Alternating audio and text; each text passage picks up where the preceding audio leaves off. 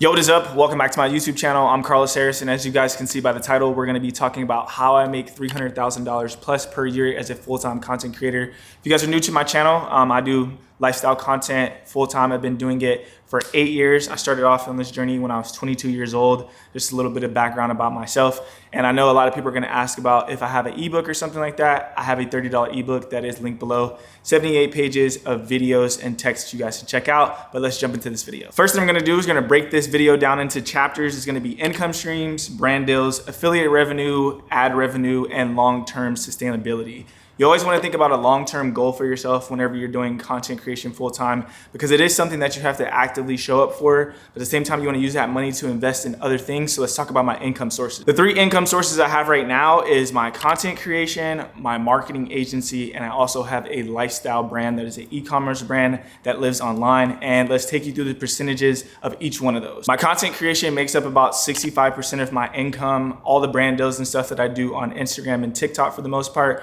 I don't do too much paid partnerships on YouTube just yet. I'm just now getting back on here, but it's a big chunk of my revenue that comes in from brand deals and stuff like that we'll talk about a little bit later in this video. But 65% of my income comes from content creation alone. My marketing company makes up about 15% of my total income, just because we're making commission based off of what we're bringing in, the talents and stuff that we have on board. So it could fluctuate back and forth each month, but it makes up about 15% of my total income. And lastly, my lifestyle brand, The Creature of Habits, makes up about 20% of our income. It makes daily income and it makes frequent sales every single day. The more and more products we add on and the more advertising dollars that we put behind it, the more revenue that's driven in. And that's something we'll dive into a little bit more detail later in the video. But those are my sources of income. My content creation at 65% of my total income. And then you got my marketing agency at 15. And then lastly, The Creature of Habits brings in about 20%. Each one of these businesses serves its purpose, but it all stemmed from growing my personal brand. So the importance of growing a personal brand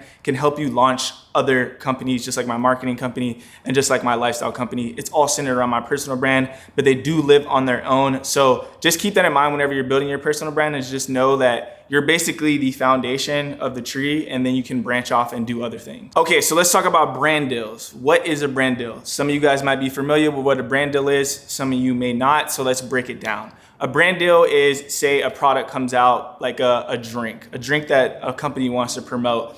They'll hit a creator like me up and ask me to either do like an IG post, IG reel, story, TikTok, YouTube short, YouTube integration, whatever it is. They select whoever they feel has the demographic that they're looking for, and they want to pay that creator because, one, they have an engagement rate or buying power within their audience that they want to tap into. So figuring out a middle ground of what the creator charges and what the brand is willing to pay is what a brand deal is structured around. It's structured around promoting a product to a certain demographic to get ROI on sales. And sometimes it's just awareness depending on what brand it is. So it really just kind of goes back and forth. If the brand's just looking for awareness, a company like Nike, they're not too much going to be looking at ROI from a influencer, because they have people like LeBron James and all the rest of those people that are signed to Nike, and they're not really looking for like a return on investment. It's more just awareness if a product is coming out. I could be wrong, but I'm pretty sure that the ROI there is not really tracked that much more than it's just like awareness. So let's talk about what type of brand deals there are. There's paid brand deals, there's also unpaid/gifting brand deals, and there's also commission. I always like to tell people, depending on where you're at in your content creation journey is which route that you should take. Let's talk about unpaid/gifting, because a lot of people are probably getting those type of offers if you're a smaller creator or whatever it is. So this is the approach that I took whenever I started in content creation. I looked at it as, the example I always give, Timberland was a company that never paid me, but also I went ahead and did that campaign and put it in my portfolio because it added more value to my portfolio, and I was able to go get other companies like Nike, Reebok, whatever it was, to be able to put that in my portfolio. Now let's say that I'm an established creator now that I don't really need like a portfolio builder. I wouldn't accept like an unpaid job, because at the end of the day, you guys see 65% of my income comes from content creation. So it doesn't make any sense for me to go do that. So depending on where you are in your content creation journey, you can take that unpaid route / gifting. Sometimes they don't require you to do any posting. Some companies do. So you have to read through the guidelines and stuff like that. But that's super important to tell you guys, because I know you'll look at it and be like, well, you know, I want to get paid off the bat, but just kind of think of like the long run. That's always something that you should keep in mind with content creation, is building your portfolio, getting yourself out there. And once you're established, obviously charge what you want to charge. And then let's get into paid deals. Just like I said, a paid deal is a brand offering you X amount of money to promote a certain product. You get cash in advance for that. And then you got your commissions. Sometimes you can intertwine those two and do a paid and commission-based deal, which I've done with a company where they've paid me a lump sum up front, and then I also got 20% commission of each sale that came in. So that base number was there, plus I had the potential to make more money. And that leads us into talking about just a commission-based partnership or brand deal, which is all based off of what you sell. Some people, you know, love to go this route. I'm not too particularly favorable of just doing like a commission-based thing, because you can do that with other platforms that we're going to talk about later.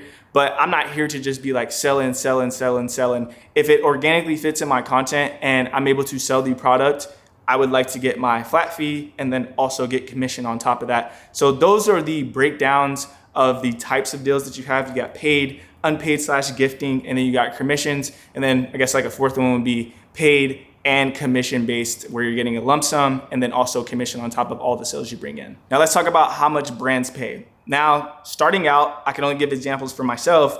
When I first started out in 2016, Puma was my first paid partnership with like a large company. I was getting paid $500 for one post on my page. I don't remember the exact following that I was at, but I was getting $500 per post, and I would consider myself like a micro influencer at the time. So it can range from $100 for a post here up to 6 figures. It all really depends on the type of creator that you're working with, the type of engagements that they bring in, the buying power. All those different things factor in to what a brand will potentially pay. So let's talk about the largest deal that I've gotten to date from a brand is $50,000. This was one deal, and it was structured to do a Instagram reel and a Instagram post. There might have been some usage rights twisted inside of there too, but it probably was no longer than 3 to 6 months or whatever it is. Never agree to perpetuity unless they just got a lot of money to throw you up front. But that's the largest deal that I've gotten to date for one single project. On average, I would say that I make between $15,000 to $20,000 per paid sponsorship that I do on Instagram and TikTok. I'm not there on the YouTube wave yet, because I'm still growing, and eventually I'll get to the point where I can charge, X amount of dollars, but I'm not there yet. So the majority of my money comes from TikTok and Instagram right now. It all really depends on the type of company that you're working with too, because Fortune 500 companies obviously can afford larger budgets. Now, if you're working with smaller brands or a privately owned company, you may not be able to get, I'm not saying I may not be able to get, $15,000 to $20,000 out of them. Maybe it's like, 8 to 10. So it fluctuates back and forth. I know I say for myself, majority of the time, like if it's a company that's well established, I'm not going any lower than like $10,000, just because like that's like my threshold to be able to not just be like doing partnerships just to be doing them for like $3,000, $4,000. Again, this is relative to what type of creator you are. If you're building $3,000, $4,000 might mean a lot more to you than it does to me. But for right now, what I value my time at is a baseline, like $10,000 to start, and then we can go from there and build the relationship. And now let's jump into other forms of income outside of Instagram, TikTok, all those different things. It's like affiliate marketing, and Amazon is a place where you see a lot of creators have like an Amazon list. They got a bunch of different storefronts, items that they use, and people can click and go buy those things. I really love this / hate it because of the percentage and stuff that they give you. They only give you about 3% of your sales that you make on like the commissions and stuff, depending on like the products and categories. All that stuff can fluctuate, but it is something that I make money off of. And I want to give you guys the numbers of what I made last year. So last year on Amazon, a total number of sales that shipped out from my list was $296,123.74. Now you're thinking like, yo, that's a ton of money. Now we're breaking down where my commission is, which is basically around like nothing. Off of those $296,000 worth of sales, the commission that I earned for the year last year was $9,256.64. Now, yeah, $9,000 is $9,000, but you also have to look at how many things that you sold on Amazon versus like what you made. Again, it's just something that you set up and it's somewhat passive income because you're not having to actively go do something. You might have to update it every now and then, but it's around $10,000 that I made just from Amazon commissions.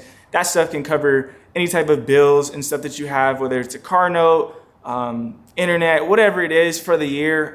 It can be covered by Amazon affiliate sales, but that just goes to show you that like commission-based stuff, like not unless you're getting 10 to 20% of the money that you're actually generating, is it worth like trying to just pursue commissions alone?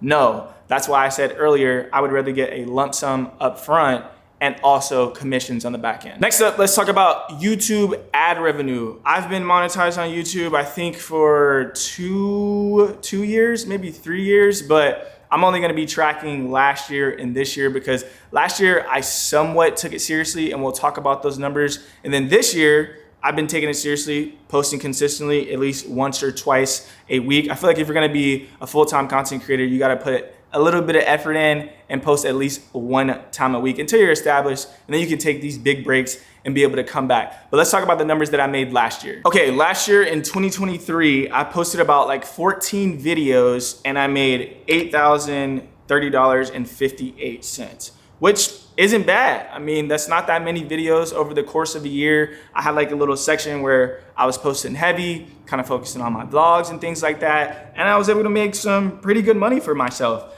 Some of the highest videos were a lot of the sit down videos, which I'll get into details of the difference between the CPM on a video that's talking about like finance versus like a regular lifestyle vlog, and the RPM and stuff that you're able to get as a creator. But last year alone, I made $8,030.58. And that's just kind of passive income because again, you had to put in the work, but once it's done, it makes money for you all the time. So last year I was able to make that. And then this year, I've had the highest amount made in a month, which was in February, which was $2,122.33, which that's the highest I've made out of any month that I've been on YouTube. And I was like posting consistently. I don't know how many videos, but it was at least like six or more that I was able to do. And then here in March, I'm already at $844.26. So hopefully we can surpass last month and continue to grow on that.